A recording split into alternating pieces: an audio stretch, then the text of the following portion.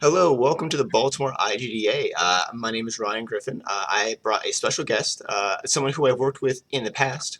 His name is Michael Curran. Can you introduce yourself, Michael? Hi, I'm Michael Curran, audio designer, composer, Mhm. audio director. Yeah. Extraordinaire, being able to have a storied career and being able to work on some pretty big name projects too. So you're an audio director, right? So like you're kind of uh, Not currently, uh, but I have been for much of my career. Yeah, and that's a pretty important position, being able to have the vision for a audio production. Oh, so how did you get started with getting a career in audio production? Well, I I've always been interested in in sound Mm, and music and just from as an early kid and mhm, I did in college. I made films and enjoyed doing all the audio for that as well. And then I got into theater mm, and a local theater in Baltimore, and did a lot of the audio production for mm, plays here in Baltimore mhm, before I eventually wound up in games. did you go to like production in like New York, like anything up there, or was it all just kind of local here? Well, I did music in New York for a bunch of years, Ah, okay, okay. um, and then when I came back, got into theater. Hmm. Um, yeah, Yeah, my and my my cousin-in-law, he also was a theater kid as well, and did a production. He was originally from New York, and then came down here when he married my cousin. Uh, but like being able to have that theater background, like did you like get into like recordings and being able to do like Foley? Like there's a lot of different ways I to mean, express yourself. these were very low budget Mm, productions, and so pretty much did everything. mm, This was before mhm. I was using computers, and it was just a lot of the Foley you had to do yourself. Yeah, yeah, because that's Um, like kind of a your own kind of like art for that, being able to have the Foley, to have the sound with what you would see on the screen, right? right. Yeah, and then eventually friend that I had from childhood, Hmm. Mark Cromer, who is a game audio designer, and he got me into Firaxis, and that Ah, was okay, okay. about 25, 23 years ago, Hmm, and it was a great place to start because it hmm, was they just expected us to create all the audio, hmm, including the music, hmm, and so it was great. I got to do music from the start. The first game I worked on, I wrote pieces of music for it, and hmm, I was hired as a sound designer. hmm. Um, but yeah, so it's that's Yeah, kind of how I ended up here, and I love it. I love working in games. I love the interactive nature of it, and yeah, it's fun. So, what do you say is some of the major differences between, say, like a movie production and like games, right? Because like they're both kind of time-based media, and one is much more interactive than the other. Well, yeah, and games are interactive, Mm, and film and television and theater are in a chronological line. The narrative told in a mm, line, hmm,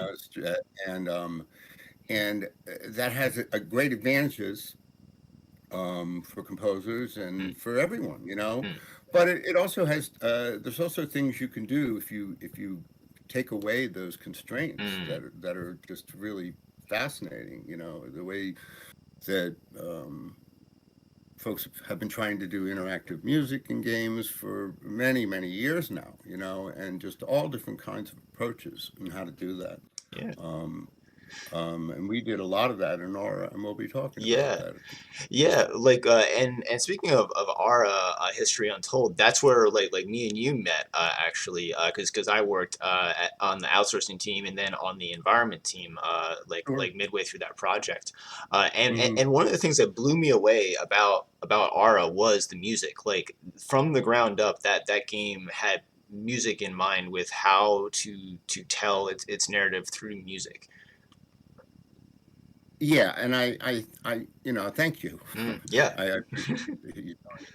Um, uh, and some of it, there were some things that we did that were very intentional. I Mm, think that helped it come out in a better place. And one of those things is bringing uh, audio director and mm, composer and sound designers all in day one mm, with the lead game designer. mm, And we had regular contact and conversations with the lead designer, mm, and it was a really great back and forth for the first like year mm, pre-production.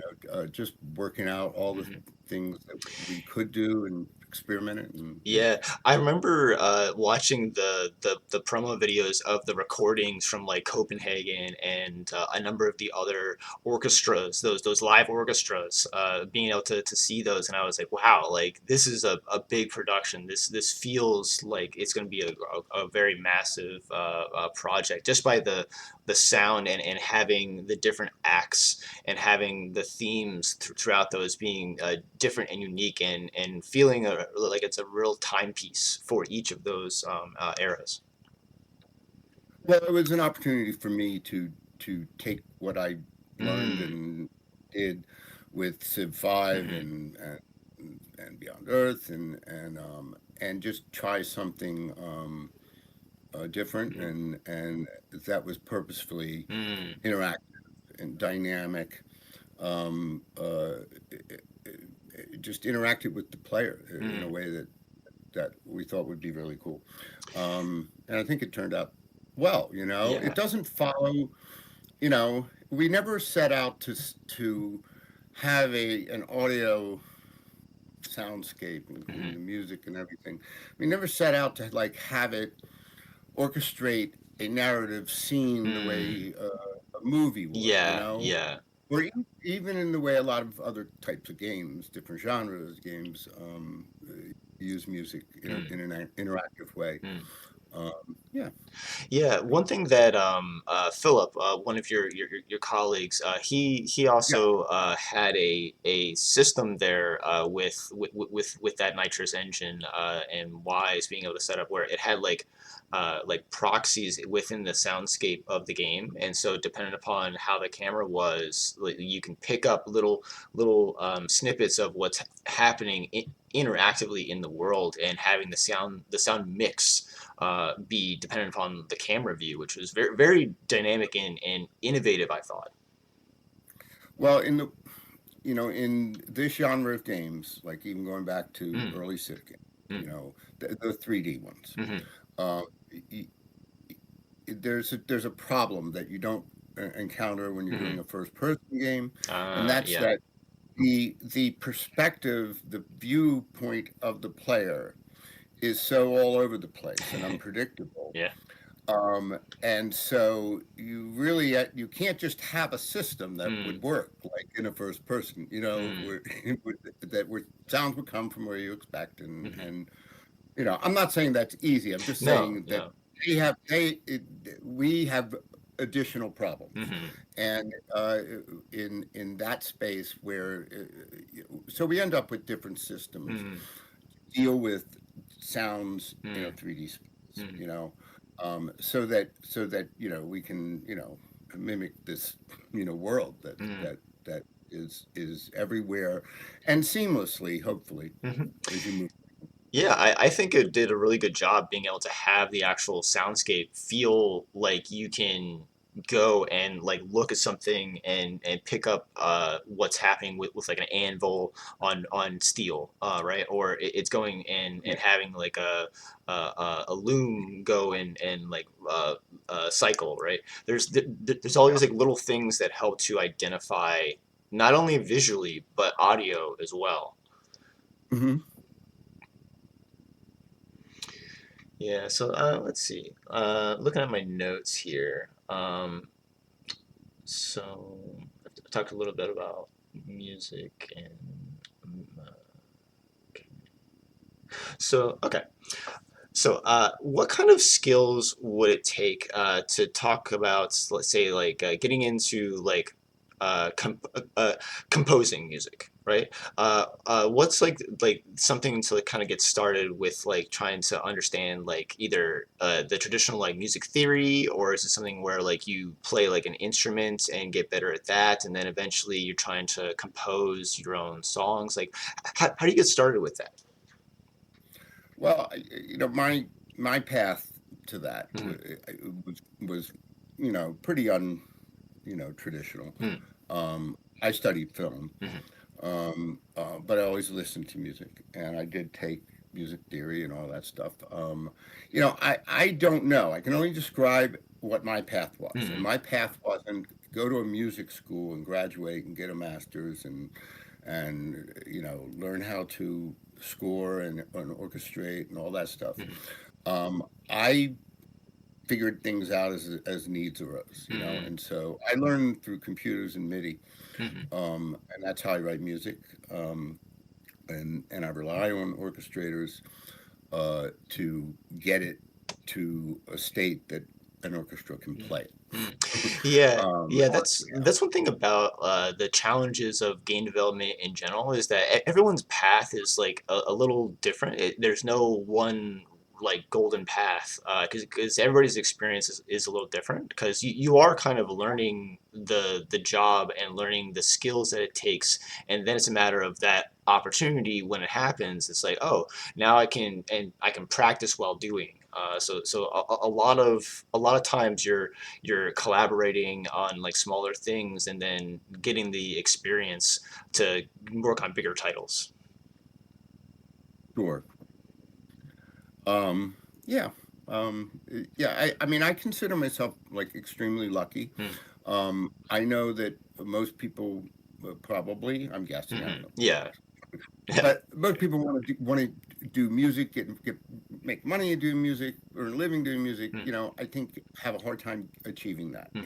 Yeah. And I sort of fell into it, and I did, but because I made the right connections, I knew the right Mm. people, but it was all very just sort of like as opportunities came up, I went, Mm. and that's what happened with Firaxis and Hmm. Civ and meeting the people at Oxide Mm. working on Civ 5, that they were all from that game. Mm. And yeah, it just sort of has led me here. And I hope it keeps going. Yeah. Yeah, I for am sure. sort of in a lull. I'm in a lull Mm. because I got laid off in Hmm. February.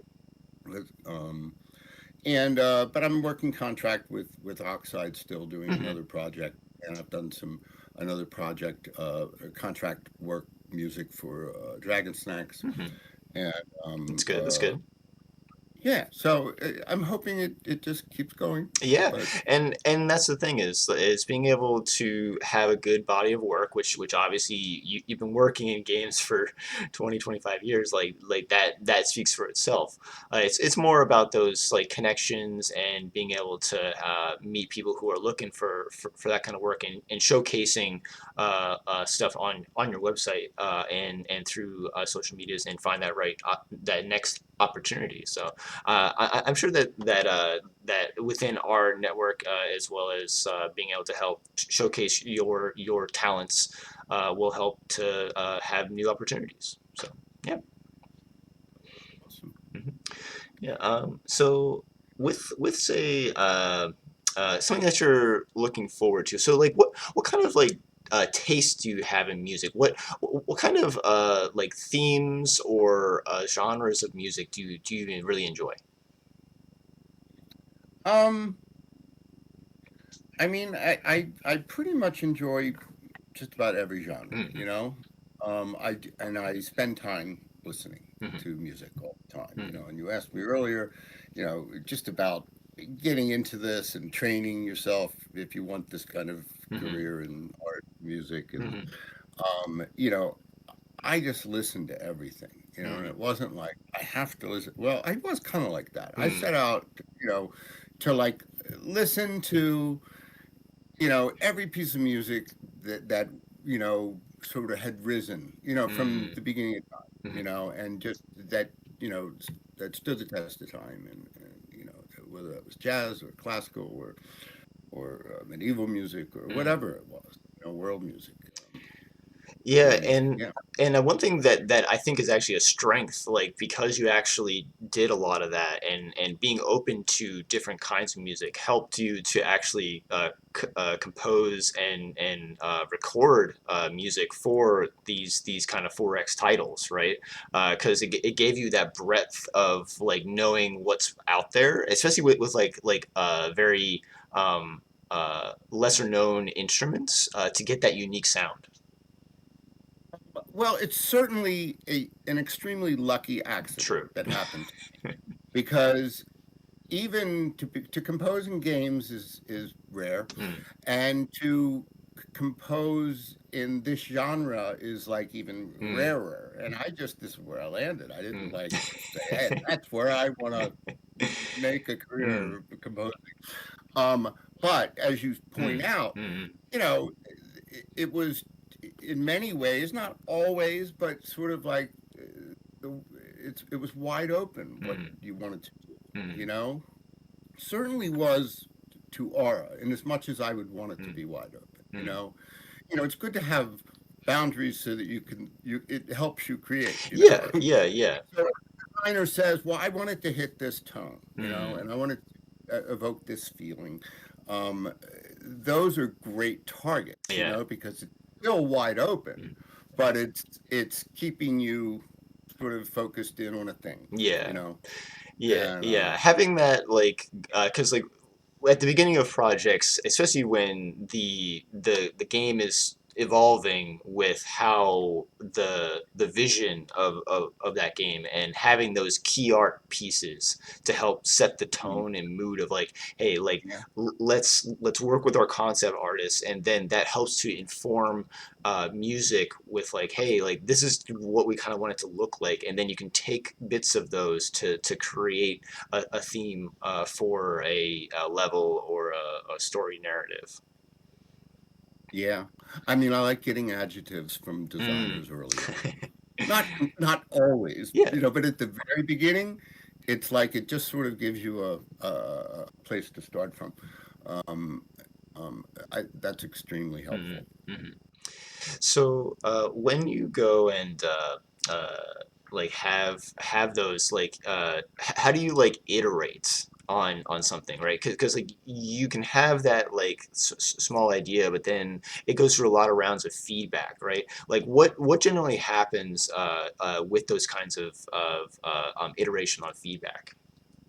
Well, typically what happens, at least in games I've worked on Mm, and through different companies, at the beginning of the project, or certainly at the beginning, there's a lot of interaction and give and take, hmm, hopefully give and take.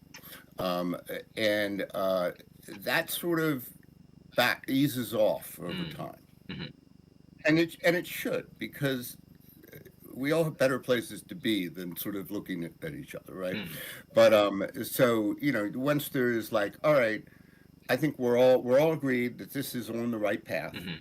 Um, Generally, design steps back and Mm. lets you just sort of find your way there.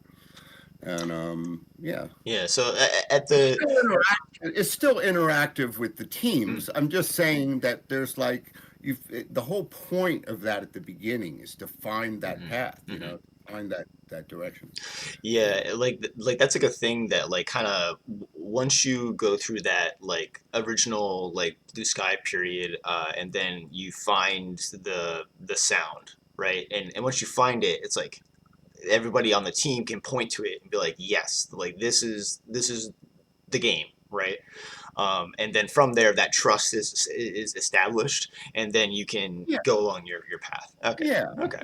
yeah. And over time, there, from an audio director's Mm, perspective, the mm, companies I've worked at, there's less checking in mm, on us. mm, We gained their confidence, I mm. suppose. Excellent. You know, Yeah, yeah. and that goes with just like how professional you are and knowledgeable about your craft. So for sure, for sure. Yeah, No, yeah. Let me certainly. see here. Gone through most of the questions here. Um, ooh, okay. So all right. So what kinds of like like a student is trying to make like a battle theme or like a boss theme for their indie game, right? Like how would you go about tackling that kind of problem? Well, I haven't done a lot of those types of games. I Hmm. mean, it's not to say I haven't done any, Hmm. but I'm kind of, I feel like I'm still kind of figuring that out, Hmm. But I Okay. know that like a boss theme, is what you're talking about. Hmm. Like, how do you Yeah, get to yeah. that? Like a Um, good villain, right?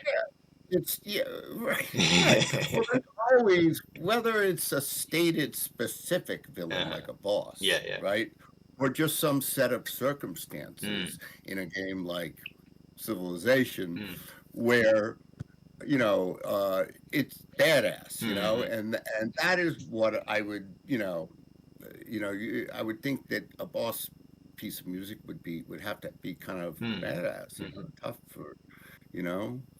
Yeah, that And, or you and can. it would have to stand, short of that, Mm, it would have to stand apart from what everything that's led up to it, mm, mm, You to know that you were in some place special, you mm, know, for better or mm. worse. Yeah, Yeah. sometimes it's like the just position between like our hero, our protagonist, right, and that villain being able to have that contrast with it, or it's kind of like theming for the environment of like, oh, this level has a certain theme and it's got to accompany with this antagonist, right? Yeah. Right. I mean, I like it all to come from somewhere, Yeah. I like themes, Mm, and I like using thematic mm, lines of music mm, or sounds with just different identifiable things in music to sort of drive it, mm, and if you're in a place and that place has a boss, right? mm, All that music should be connected in some way. mm, It's relevant. There are variations on these different themes, and so you kind of get the idea of what the boss theme would be like mm, mm, through working through those pieces that mm. might be surrounding it.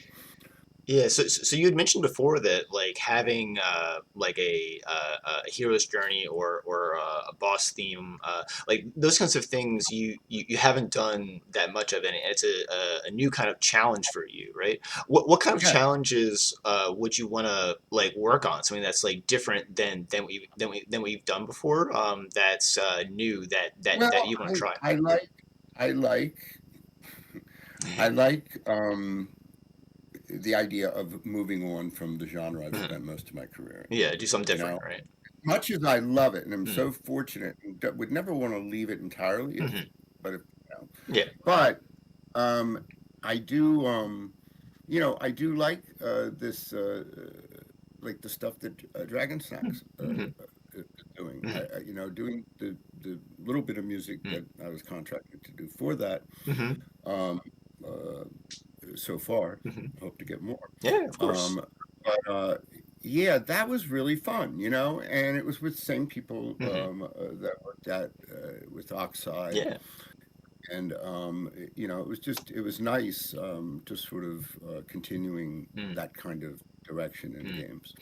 Yeah, because Was fun. sometimes it's the people, right? And having that trust in the people who you've worked with before, as well as the theme of the project, right? And like obviously like that stuff is like NDA, but it's more a matter of like Yeah, trying to have that communication that you have that working relationship with that team or individuals. But in terms of like something that's like new, like trying to have like a different kind of challenge. Like those are always things that happen with new opportunities. Um, yeah, and exactly. do you find that you want to like tinker on like some of your own like personal work, right? Trying to like practice something that's like new. Well, just to comment on what you just Yeah, said, yeah. me, it's always about the people. Mm-hmm. If it's not like working, interacting with good people, Yeah. however you however I define that, Yeah. I'm just speaking for myself. That's the biggest thing. Mm. That's where creativity can happen. Mm-hmm. Mm-hmm. Um, I uh, totally agree. Yeah. the only place it can happen. You have to have enough space and trust Mm. to play. This is all playing. We're just Mm-hmm. playing, right? Whether we're playing the game or we're playing in creative, Mm. whatever. Yeah. Yeah. But anyway, Mm-hmm. I kind of forget where I was going with Yeah, that. yeah, but no, What that's a totally a great point because like having those relationships and being able to collaborate with has though that environment creates new ideas and new challenges, right? So with Yeah, if you're paired with the right people, yeah, hmm um, it is for me. hmm Genre becomes less important. hmm It's just if I'm paired with a good team, hmm I know it's going to be a wonderful thing, a hmm great experience. yeah, And I'm not a game designer, mm. so I I, Yeah, I sort of yeah, have to go with and yeah, I'm not even enough of a game designer to say, hey, wouldn't it be cool to have a game? Like, mm. I just, you're not going to get me making those kind of suggestions. Y- It's just not my area. Yeah, Um, I've had but that kind of same challenge before because like with like the art side of things, like I can yeah, make the most beautiful environment pieces, but I can only do so much to make the game fun, right? I can obviously play test every day and try to give my suggestion, but it does kind of come down to that team, right? And having that trust that person who is that expert, like they're able to actually deliver on something and help find that fun. hmm Yeah. it should all be fun. Oh yeah. Oh yeah. Like being able to work in games is a fun experience.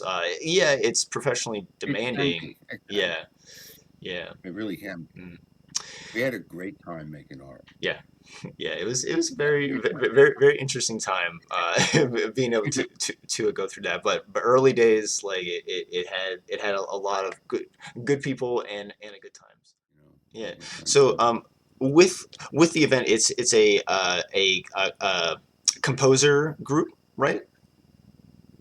So here's the thing. Yeah. So when we did Aura and I was finishing up, Uh-huh. I was thinking to myself, God, it would be great to perform some of this Mm-hmm. stuff, the smaller ensemble stuff. Ah, A lot of the Aura music was not these big 60-piece orchestras mm, and more encore ensembles mm, and all that. It was soloists mm, that would come in and record with us mm, and put together these less not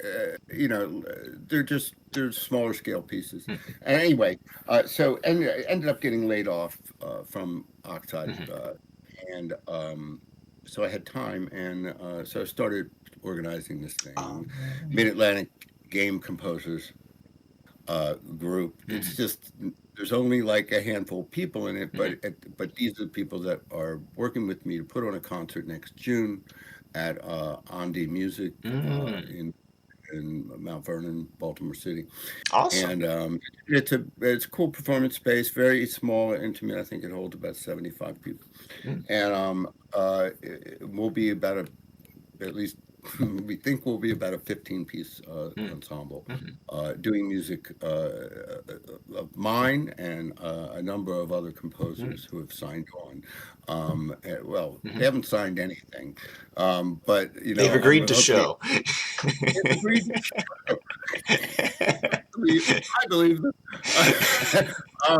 But among those people are Philip, Yeah, yeah. who's going to write some music for it, or not Mm, write. He's mm, going to take some music he's done for games, or he might write some music. He could yeah, do either. yeah. Jeff Noor from Aura and Civ Mm, Games, and Zircon, Andrew Aversa. I don't know if you're familiar with his music, but it's very mm, cool, and he's going to do it. And did I name five? There's five composers. Anyway, mm. it's going to be great. Yeah. Jillian Versa is going to sing. It says she's going to sing. Nobody signed a thing. Maybe I should Yeah, get this in there. well, the main thing is that it's happening in It is happening, and the we think it's going to happen in at on June 20th June. Okay. at Omni Music. Um, Mm, those dates are subject to yeah, change, yeah, but it's like but early summer, and being but able to get. anyway, the point is, we're making this group, and we Mm, wanted to bring together composers in the area. Like nobody, yes, we're all kind of in our little bubbles, true. working on our Yeah, thing, yeah, yeah, and and I thought it'd be cool to like bring a bunch of local composers together, yeah. and we're open, to doing other concerts with more composers and local musicians. I've involved Mm, some of the musicians that played on Aura mm, and other. We've gone out to the local gamer symphony orchestras mm. and just to fill out our ensemble. So we're going to be doing a lot of great game music and promoting community. Yeah, the Baltimore IGDA, they actually had a event for Game Escape in September, where they invited the Baltimore Gamer Symphony Orchestra in to be able to have a small 1 hour um, uh, presentation and ensemble there. So yeah, it was very good, and being able to let more people know about these kinds of events, and then invite them in, because like there's still plenty of time, but trying to get it to be more involved, and let more people know about it. So thank you very much. Hey, one more Yeah, thing. yeah. I'm sorry. I was chuckling behind what you were saying, but I wasn't laughing at what you were saying. Huh? I omitted a person. Are you Oh, familiar with Jonathan Paris? yes, yes. Okay. It was me, Philip, and John that did Aura. Mm, We yeah, were audio. yeah, yeah. Hey, John. he's one of the composers and players in this concert. Boom. And I Yes. forgot to mention him, and I think it's a joke. Yeah, yeah, John. He kind of was bouncing around. I think he worked on Mortal Shell. The audio for that with Vitaly Bogorov, which is other. He's actually a very big 3D name. Because like he does like crazy 3D designs, and I was like, wait, like John's working on that? Like that's a awesome opportunity. John is everywhere. He He's is. He is. he's like a wizard. He's like a And wizard. yeah. Yeah, And it's true. he's agreed to be on this concert and provide some music for us Mm, to play, compose some music or something. yeah, But no, he's wonderful. And how did I forget John? yeah. Well, excellent, excellent. It sounds like a great time, and I will try to get those links to be able to help promote that event. And yeah, I look forward to it. That would be great. I think I think we're kind of have similar mission to your Hmm. IGDA Yeah. and just bringing all these people together. Hmm. Hmm. Yeah, and For each other. and that's like one of the main things is like letting people know about stuff, and herding the cats. You gotta get them to this place. So, kind of like getting on the back half of our conversation. Like, what kind of things would you advise your younger self? Like, what are like some lessons that you learned in game development, and trying to impart that on your younger self? I mean, I'm being really honest with you. I don't really think in terms of like Hmm, I've made some hmm, really great decisions in my hmm. life. I've made some really bad ones, and We all do. We all do.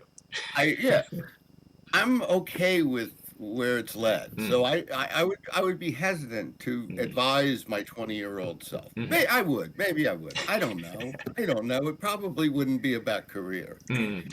Okay, okay. I gotcha. I gotcha. I think we need to like really, getting advice is great, Mhm, and but you need to find your own thing. You mhm, have to make your own way, mhm, and you got to be confident, and that I didn't have that when I was 20 mhm, at all, mhm. you know. Um, Yeah, one thing about me actually personally was like when I was younger, actually, like I actually used to stutter actually. Yeah, It wasn't until I got more confidence in who I was and what I was doing, and then sure. all of that kind of like coalesced in like you're fine. Just do what you want and express yourself, and everything else is gravy, right? Right. Yeah. Uh, yeah, so in terms of like what you would see in like say like an intern, right? A audio intern at Okay. a game company. Like what kind of things would you look for to stand out from the crowd? To pick an audio intern? Yes. Never happens, right? No, but I mean, I have my answer that I Okay. sort of Okay. my go-to, Okay. um, uh, because I didn't know when I started, but Mm, um, I got into games through a friend of mine who, and this is like in ninth grade, mm, came to Baltimore to study at Peabody Conservatory, mm, and we went our different ways after we, became adults, and we sort of fell back together. And he got me into games, mm, but I made a lot of connections at Peabody, and have renewed a lot of connections at Peabody just mhm. since getting in games, and yeah, I forget where we're going with this. Uh, With Trying to Oh, find like for intern, yeah, the yeah. Oh, qualities. of course. So anyway, at some Uh, point, we knew the recording arts department mhm, head, mhm, and sort of had a relationship with him. He mixed Civ 5 music, my music, mm. um, and just have used them for all singing. They have a recording arts program, Ah, and that's where we got Jeff Knorr. And he was an intern at some recording studio in Baltimore City, mhm, and we recorded a choir there. And he found the mm, choir because he was an intern at the studio, and he's from Peabody, and the blah blah blah. connection, yeah, yeah. And that's how that sort of grew. And honestly, I've hired like probably three more people straight out of that department, Ah, recording arts. And mm, if I were in a position to hire someone like a junior mhm, again, mhm, that's where I'd go and mm, hope to find someone mm, because they're really good. mm. So what do you do? I don't know. Get in the recording arts program. No, but Yeah, I mean, yeah, basically it's a very tough it program. It's is. very it's great for audio tech and just Mm. recording and everything you would need Okay. to, you know. So I trust them. Yeah, so it's like the qualities of the graduates have the basic fundamentals of a lot of different things, or are they specialized in oh they're really good at like composition or I yeah, like I like sound designers sound that designs? are also music people. Ah, okay, okay. And honestly, they pretty much exclusively only hire. If Hmm. I'm hiring people that have some sort of music background, if Hmm. not players, just it's a passion of Hmm. theirs, Hmm. and they know a lot about it and they've Hmm. listened to a lot of music. Hmm. Okay, And so so, that's yeah, like the quality difference that you're because like somebody who like say like for a project you're contracting somebody to for a recording and they're a expert on like percussion or wind, right? mhm. And like they may not necessarily think like holistically like a composer or somebody who's like more technical, right? But they have that passion. Can somebody learn to have those technical skills? Well, sure. I mean, it's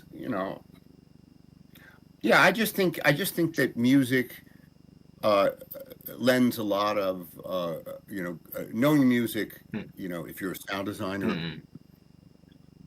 you're playing in the same field. Yeah, yeah, yeah. It's frequency, rhythm, pitch, silence. I've said pitch, but anyway. Yeah, anyway, all the same elements, Mm, right? So yeah, they have a lot in common, mm, and they're organized. Composers organize mm, uh, those things, in a way that it comes out music on the other end. And sound designers, organize those things in a way where it comes out as a sound effect that Mm, may be kind of musical, mm, or it's to me, when I'm working in games, I'm thinking of all these things. I'm trying to make them all fit in together in mm, some way. But yeah, mm. Yeah, I like. speaking of like having a composition of sounds and then and having it be music at the end, I heard that Philip, who is one of your colleagues, Philip Clausen, Yeah, he's yeah, he's also talking. yeah, he's also going to be at the Game Your Future conference, and Yeah, we're oh doing our talk together. oh excellent, Yeah, yeah, this Saturday this is at 3, I believe. yeah, Yeah, like so. 3 o'clock. So it's going to be November 14th, which is Friday, through the Sunday, the 16th. And Michael and Philip are going to be having a presentation on the a GameAudio. And Philip is also going to do one for gibberish or He calls it gabble. gabble, I gabble. don't know the full title of his Yeah. talk, but it's about like voice, Mm. but not speech, not like Ah. words. That's Yeah. that's my understanding of it, and I've done a bit of that over Mm. the years. But yeah, but we're talking together on Mm. Saturday, the day before, at 3, I think, Hmm. and we're going to talk about the making of Hmm. that soundtrack and Yeah. how it fits in the whole game audio. Excellent. Yeah. Yeah, I remember actually being in the audience for a prior version of that. So I definitely recommend being able to check it out. Both Philip and Michael have a wealth of experience. So if you're interested in anything audio related and production, they have a wealth of knowledge for that. So I highly recommend checking it out. Yeah, thank you. Um, okay, so I think that's pretty much most of it. Okay. So, is there anything else which you would like to be able to talk about before we head out? I don't think so. I Okay. mean, thank you. It was an interesting conversation. Hmm. I did, yeah. It's kind of we Okay. touched on a lot of things. Okay. It was nice. So I think the next thing that I'm going to shout out is the next interview that I'm going to be doing is with Michelle Menard. That's going to be tomorrow, and she's going to be speaking a little bit about Dragon's Neck games, as well as her presentation and workshop and panel at the Game Your Future conference. So we're very excited to be having our next guest. Thank you very much, Michael Curran. It's been a pleasure. I really appreciate you taking the time. And we'll be signing off. So we'll see you next time. All right. Great. All right. Thanks, Ryan. Thank you very much. Bye bye.